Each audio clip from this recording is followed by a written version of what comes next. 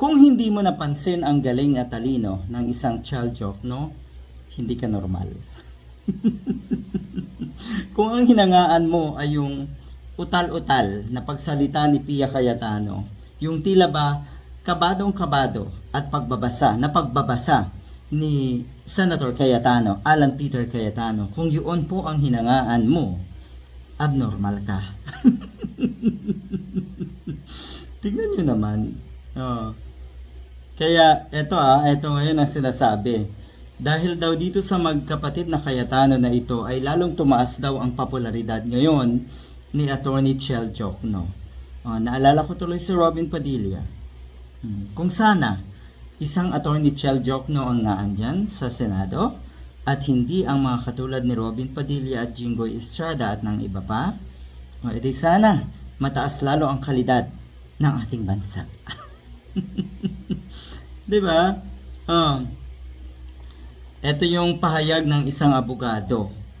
Ito daw na si Attorney Chel Jokno ay lalong nagkaroon lalo ng chance na maging senador sa 2028 dahil ngayon sa ipinakita niya na galing.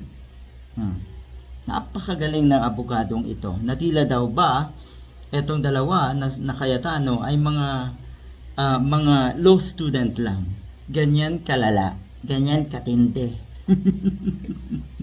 Sa akin din naman Sa akin din. Dito ko lang napagtanto, lalo ko tuloy na realize na wala naman pala talagang binatbat etong magkapatid na Cayetano. Wala naman pala talaga.